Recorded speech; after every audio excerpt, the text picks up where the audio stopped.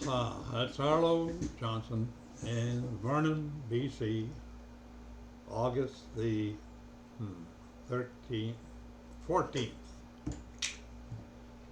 And we're going to talk about the plan. The plan, that's what we're going to talk about. Now, when I say the plan, I'm talking about God's plan. No one else's plan. The plan that's been in existence for most likely thousands of years, and it's coming to a close. It's going to be finished in a matter of time. But the big time has gone by already, and we're in the final stages. But here's the thing. This is creeping up, and it plainly said it's going to creep up on us like labor pains. He said. In other words, it's going to be just a little now and then, and a little worse later, and then a little worse, and you're kind of getting used to this, and then it gets more worse and worse again, and it will get so bad that it'll finally explode, and people will die by the 100,000s, actually millions, many millions. A third to one half of the people on the planet. That's the plan. The thing is, how many people do you know that is paying attention to that? I mean, they watch the news. They see everything that's going on in Iran, Israel, Lebanon, and they just say, well, they're always doing something, so we're not going to pay too much attention. But actually, even today, I think Iran shot a bunch of missiles into Israel to test them out. Now, the whole world is going to be, assumed going to be against Israel total. It hasn't been up to now, but it's getting closer and closer.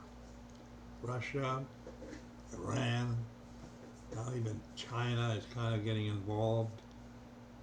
And then it's all the neighboring countries around Israel. I mean, there's a lot of them. There's a lot of them. And they're all basically against Israel. And God said that. He said it's going to be a heavy stone. Israel is going to be a heavy stone for the world. Now, why should I harp on this? It's because when I say the plan, it is a plan. It's happening. The deception is going to get so bad that, in fact, it's just about there now. And, people will be, right now, the majority of people in this country, in the United States, and England, and whatever else, and many places in Europe, don't believe that the Bible is true about the end of the world, end of this age. They say it's getting hot. Oh, we've got to save the world. We are going to save the world, the planet Earth. God says, no, you're not. You are going to suffer tremendous damage and death and destruction because this is the tribulation, which is the result of God's wrath against the human race for breaking his laws continually. Now, that's the wrath against the human race. Now, if you're guilty of breaking his law, and I'm pretty sure that covers everyone. I don't think anyone is immune from that. That means that if you haven't made arrangements to accept the fact that Jesus died in your place as an insurance policy for you, that if you accept that, you will not be in God's wrath. You may die from it, but you'll live again. The thing is, it's a real thing. I mean, the tribulation, is going to happen. I believe it's, yeah, well, I believe it because I believe what God says, and I believe that is the big problem. And I understand that because it took me till I was, I think, darn near 80 years old before I actually totally believed what God said in the Bible and what Jesus Christ said for 3.5 years of his ministry on this planet, which produced the Bible. Now people poo-poo the Bible. No, that's just wrote by a bunch of old Jews. Da da da da da. That's what they say. They don't realize that the Bible is actually an extraterrestrial book given to this planet, to the people on this planet. And it's pretty well proved it. I mean, it's lasted for thousands of years now. And it covers everything that you can think about. 32,000 verses.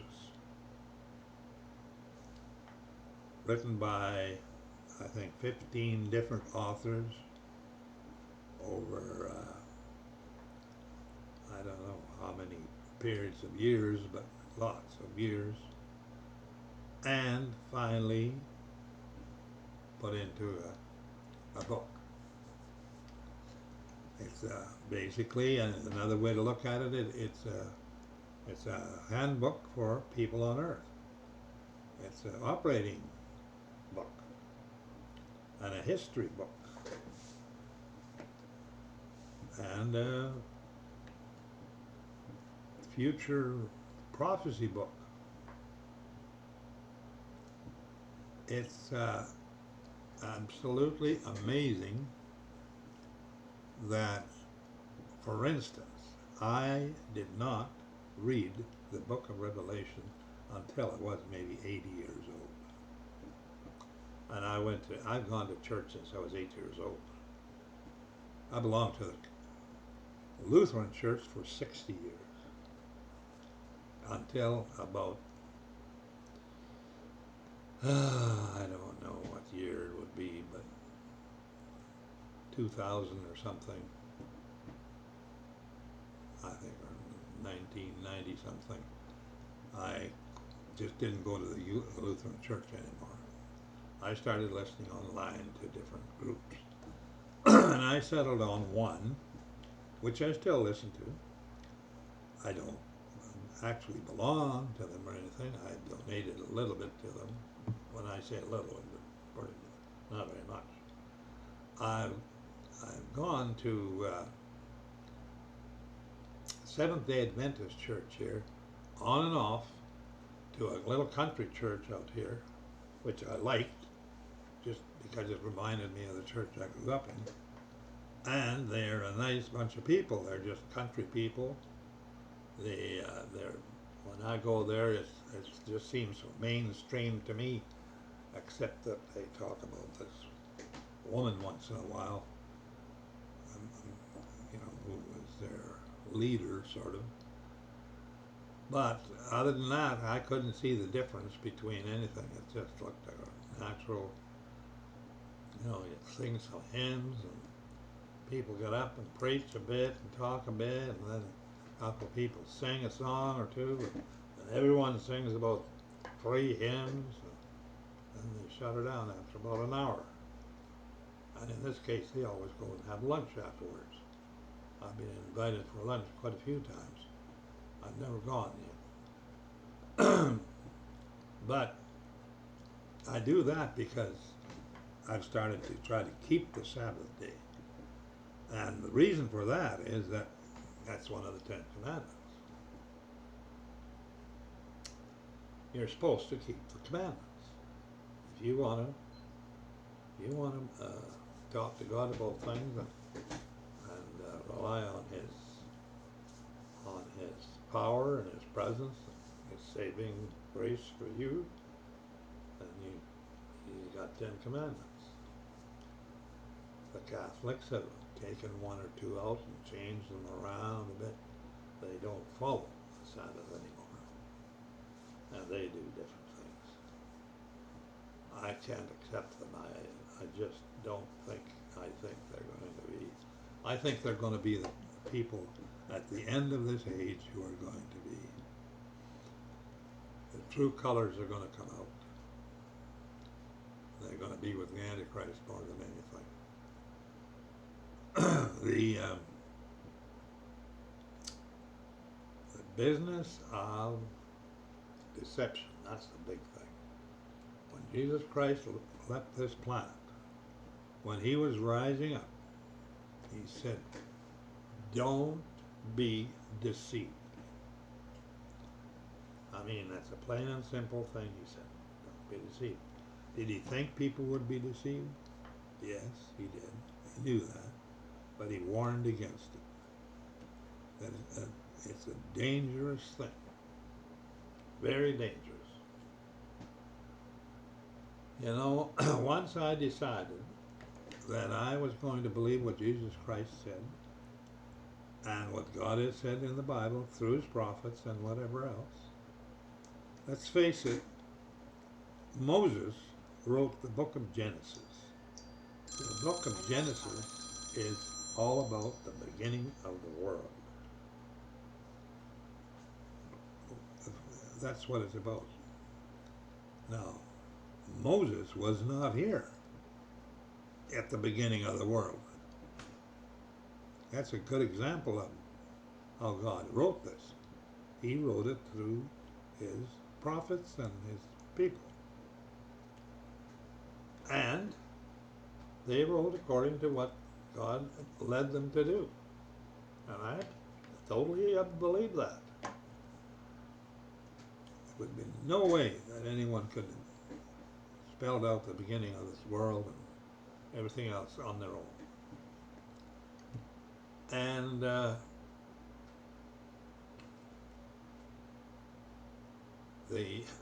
thing is that that Bible is very detailed. It says things in there, like for instance, I did not have a clue about the city of God. I had heard, that God had said, or Jesus said, I go to prepare a place for you, that where I am you may be also. That's basically, I remember that from way back. And I used to kind of think about that. I thought, well, prepare a place. In my Father's house are many mansions, he said. Now, what he's supposed to be building is a city 1,500 miles square and 1,500 miles high. It's a one huge cube. 2.25 million square miles. That's on the first floor. Since then, I've people point out to me that city would not fit on this planet, and I believe that because I remember years ago, quite a few years ago, I cut out a square that was equal to 1,500 miles square on a fairly large world map, and I tried to put it somewhere. I tried to put it like in Israel. It doesn't even fit. It just covers Israel total and a whole bunch of others. Can't put it in the United States. It's larger than the United States from Canadian border to the Gulf of Mexico, and it'll hang out in the Gulf. Now, the other thing is, they pointed out to me that the size of the city is so big that if it was on this planet, it would be the doors, the gates on four sides would all be 70 to 75 miles off the surface because of the Earth's curvature. So the Earth has to increase in size by about 366 times in volume.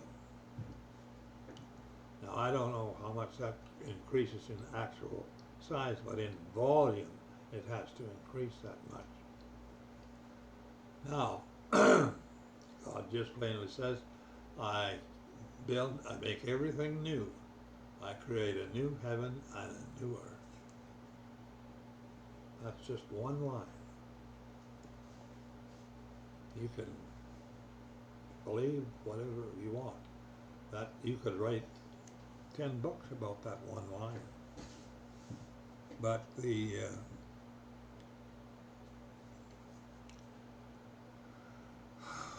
I really do think it's a very concerning deal. When you look at the world, I just look at it just, in small pieces. My own family, my daughters, my sons, whatever, they just don't think anything of it. Nothing. And that was too bad, because I tried to get them to go to church and Sunday school and talk about things like that. My wife was not a believer. She was, quiet about it to me. But when I wasn't around, she was telling my kids about poo-pooing all this religious stuff. And that was developed in her by her father, who was I don't know if he was an atheist, but he was not a believer or anything. And that's too bad, because now my children, who don't go to church, don't do anything like that, they do most of their weekend work, on the weekends. That's not a day off. That's not a holy day or Sabbath day or anything. No, that's when we build on the porch, or do this or do that.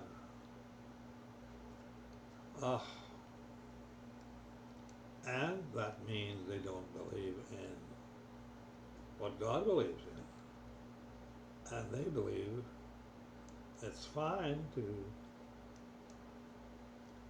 do all the things that God hates, because there should be no law against it. We don't believe it. We don't believe in the laws. And the main laws basically right now that they flaunt and whatever is they promote abortion, and they promote LGBTQ, homosexuals. All great, no problem. The problem is, I haven't changed one iota, what I believed in my lifetime.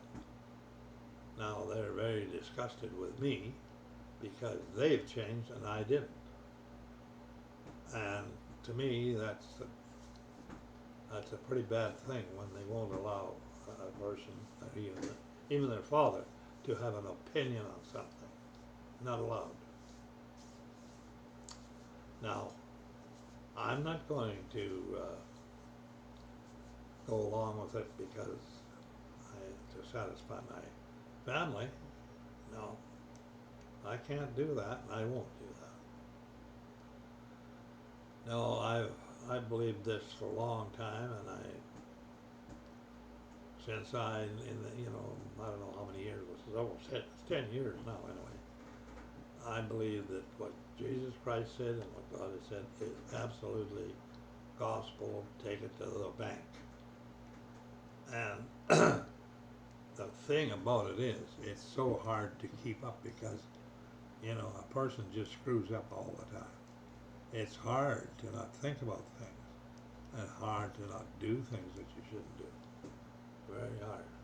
But thank goodness, God says, you can come to me in my son's name, and if you ask for forgiveness, I will forgive you. It's as simple as that. And he says to people to believe in the gospel and be baptized. Now, if you're not baptized, I don't think that is the end of it, but it makes it a lot tougher because the idea of baptism is that you die, your spirit dies, your history dies, whatever, with Christ. When you go under the water and come up, that's the symbolic thing. You die, the old man dies, and you come up new and a clean slate. And I did that when I was 84. I finally got a guy to do it for me.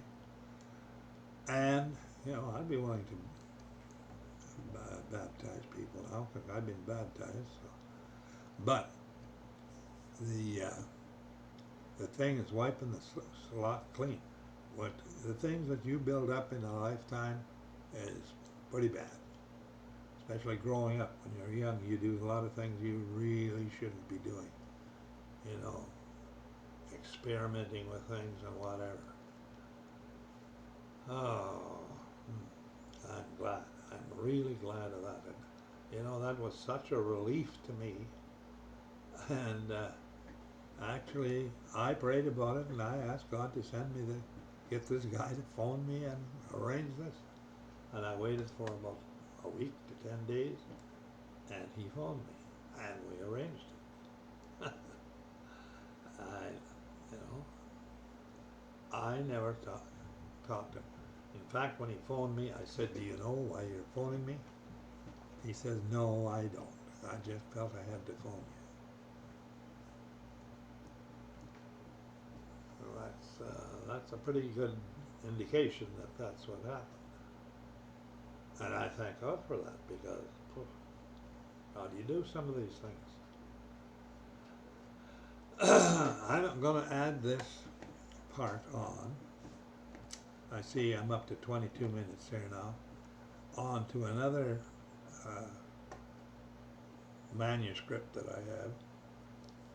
And I'm going to add this on because I think it's the part I'm wanting to emphasize here is that the world is actually starting to close in. People are not paying attention to this. They don't realize it. And it's going to happen. It's going to happen and it's going to close in. There's going to be a tribulation and there's going to be all kinds of crap to pay. And the other thing is that this is called, by God, Jacob's trouble. Now, do you know what that means? Jacob's trouble is the patriarch of the 12 tribes of Israel. He's the patriarch. He had 12 sons. God made one race, basically, not a race, but a tribe out of each son. And they all have, God said that they're basically his people. The whole Bible, people kind of forget this. The whole Bible wrote about one family. The repercussions of everything that happened to one family. The family of Adam. And it also describes what happened before Adam and after Adam.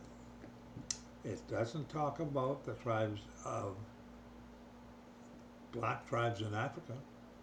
It does not talk about the kingdoms and whatever went on in China for thousands and thousands of years.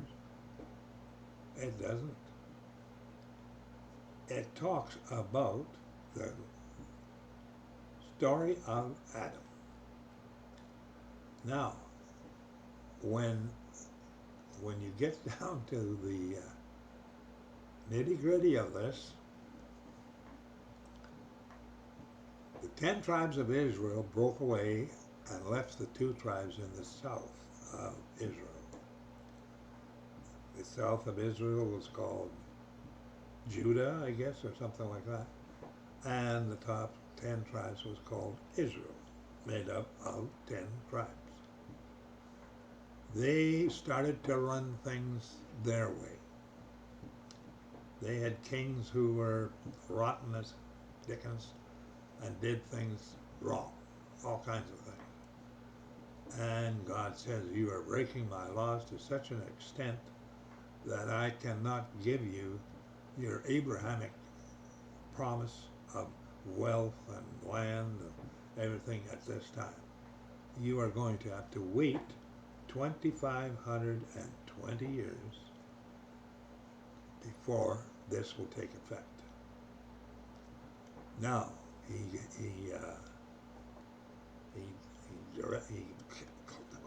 directed, or he had the Assyrians, which were living fairly close to him on the west side of the,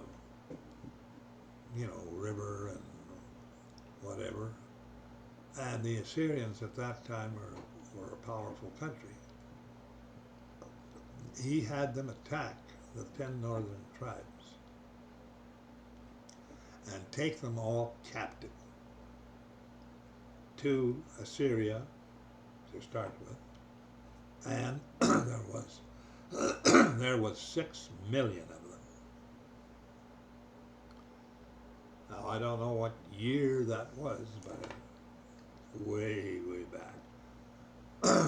2,520 years from 1700, I guess. I'm pretty sure 1700s is when the 2,500 years was up, because that's when the white race in Europe woke up, started doing things, and wanted to migrate. It was beginning to be too many of them. And where did they migrate to? North America, Australia, New Zealand. They were all in Europe and North America and Canada. All the best land. They had the best land in the world. And that's a fact. That's why the United States, Canada, and whatever have been feeding the world for many, many years. And Australia, huge land. North America, big land. Canada, second largest nation on the planet. Now, when that happened, it happened because God had obviously set aside North America, Australia, New Zealand, South Africa, and basically, that's for sure, for his Israelites, his people. That affected the Indians in this country, but the Indians actually occupied this country from place to place, moved with the buffalo, moved with the grass. They didn't possess it, they occupied it. And they didn't build one stick of road or railroad or houses or towns. The people moving here came from towns, cities, shops, businesses, churches, schools. The Indians didn't have any of that. Nothing. They were from the sixth day creation. They were the hunters and the fishers that God created. And they were created by fiat, by being spoken and spoken into existence. Adam was different. Adam was formed and created after the sixth day creation and after the Sabbath rest of God, and he was formed out of the dust of the ground and breathed into a Holy Spirit, or a Spirit breathed into him. Now that means he was set. He wasn't to evolve. And the woman, Eve, was taken from him, a rib, to facilitate the same DNA, I would imagine, so that she would be complementary, made up, and would be also set and wouldn't change. And that's a big difference in things. So the whole thing that I would like to leave people with is the whole idea and the great plan that we're in. If people would realize, just realize, that we are in a plan, a great plan that God has put together. You know, he had to create a universe and an earth and a sun and a moon and planets, and they had to be just so, to make sure that the ideal conditions on this planet would be appropriate for his people. He wanted to build a family, and his family is going to be big. I don't know how many billion, but there's going to be many, many billion. Out of 100 billion, I imagine, that was been on this earth so far. Now, the thing is, he basically points out that he wants sons. Now, that doesn't go too good with women, because they think, what? I'm not going to go, can't go there. Well, the thing is, you can. A man is going to be changed. He's not going to be the same as he is now. And a woman will be changed the same way, but she won't be a woman. There's no requirement for the womb or, anything on that planet. None. It's finished. Not required anymore. Woman was created to carry children and to bear children. They don't like to hear that, but that is what it was. History tells you that. And they've done a good job of it, because there's, 8 billion people right now, and there's been many, many, many moons have gone by. Now, I don't know how in the world one could promote this to people. For instance, I cannot save anybody at any time, anywhere. All I can do, and all you should do, is point out to who can. And that's God. God is the only one that will draw people to his Son. And his Son is the one who saves them. You have to approach God in a certain way.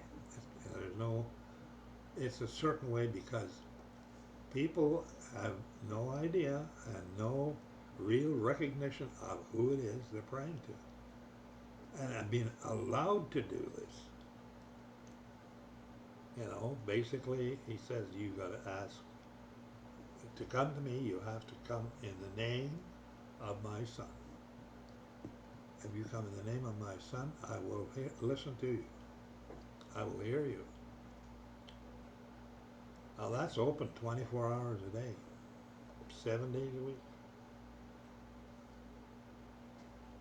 No charge. And it works. I know because I've had things happen. Plain and simple. Little things, pretty big things. Well, pretty big to me anyway. So, I don't know if this will be the last time I'm going to talk about this. I mean, this really needs to be hammered back to people constantly because of the deception and the lying in this world. And it's going to cause problems for Jacob's trouble. And the Jacob's trouble is you and I. And basically, it's the white race is going to be hit the hardest. That's who Jacob's race is. Jacob's race is Israelite. Israelite is what populated all of Europe and everything, and nobody paid no attention to that. They didn't even know. God said when he drove them out of Israel, he said, they will forget who they are. Totally. And they did. For instance, there was at least 4 million people immigrated in the 1800s or something to United States, Canada, whatever. Out of that 4 million, not one Assyrian type skull type people, which are the round skull people, immigrated to North America. Only the Nordic skull, oval skull type deal did.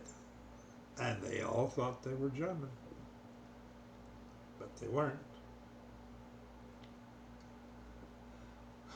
Pretty amazing things.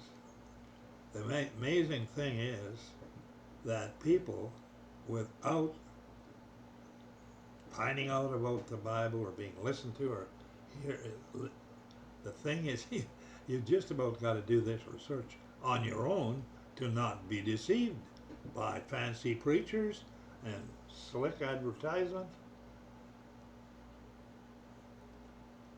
It's not easy. So, I hope this helps a little. I know this is not a cure-all thing for everything, but it's getting so important. If you look at what's really happening, it's all starting to happen. And that's not an exaggeration at all. It's starting to happen. And how fast it carries on, it's hard to say. So, whatever it is, you know that Jesus Christ is not coming back to this earth at least for another 7 years, because it can't even do that until this starts. So you got a little time to do it. Once your life is over, you can't do anything. You have no recourse. You're finished. Your case is closed. That's what you chose. That's what you're going to get. And what could be more disappointing or terrible than to realize that you have missed the biggest opportunity that God has ever given to anyone, or that anyone could ever imagine. Well, I'm going to leave it there. I hope this rings a bell with you. In the meantime, I'm going to say goodbye, good night, and God bless you.